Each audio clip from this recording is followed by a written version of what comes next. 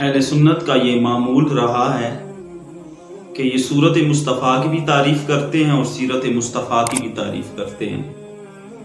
بعض لوگ یہ تنقید کرتے ہیں کہ تم صرف صورت مصطفیٰ کی باتیں کرتے رہتے ہو، صورت میں کیا رکھا ہے، سیرت کی بات کرو، حضور کی تعلیم کی بات کرو، اخلاق کی بات کرو، سیرت کی بات کرو۔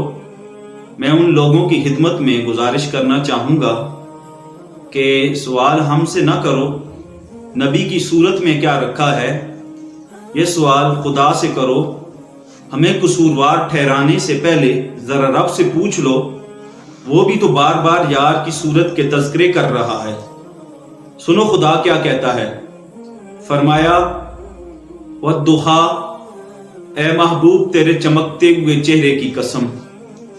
کہیں پہ فرمایا واللیل، محبوب تیری کالی کالی کنڈل والی زلفوں کی قسم۔ طٰہٰ، اے 14ویں کے چاند۔ یاسین، اے ساری دنیا کے آقا اور سردار۔ یا ایھا المزمل، اے کملی اوڑھنے والے محبوب۔ یا ایھا المدثر، اے سفید چادر اوڑھنے والے محبوب۔ والتین والزیتون، اے انجیر اور زیتون کے درخت کی مسواک کرنے والے محبوب۔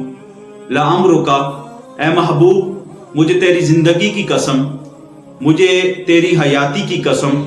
پھر کبھی خدا انداز کو بدل کے یوں فرماتا ہے، قد نری تقلب وجہک فی السماء، اے محبوب آپ کا چہرہ انور بار بار آسمان کی طرف اٹھانا ہم دیکھ رہے ہیں۔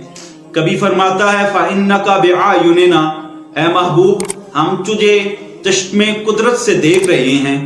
ید اللہ فوق ایدیہم، محبوب جب تو لوگوں کے ہاتھوں پر ہاتھ رکھ کے بیعت لیتا ہے تو وہ تیرا ہاتھ تیرے خدا کے ہاتھ میں ہوتا ہے۔ پھر رب انداز کو بدل کے یوں ارشاد فرماتا ہے، لا اقسم بہذا البلد، اے محبوب مجھے تیرے شہر کی قسم۔ اے اللہ تم اس شہر کی قسم کیوں اٹھاتا ہے، اس شہر کے اندر تیرا گھر بیت اللہ موجود؟ فرمایا نہیں۔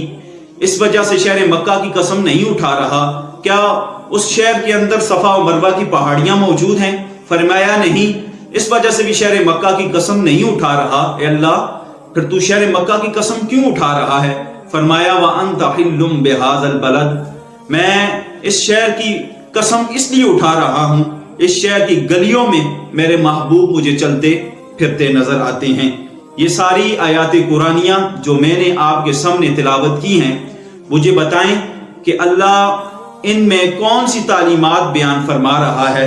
نادان لوگ کہتے ہیں کہ صرف نبی کی سیرت کی بات کرو، مگر ان آیات میں تو خدا اپنے نبی کی صورت کی تعریف بیان فرما رہا ہے، تو خدا تو حضور کا حلیہ بیان فرما رہا ہے، خدا تو حضور کے قدموں کی وجہ سے مکے کی گلیوں میں قسمیں اٹھا رہا ہے۔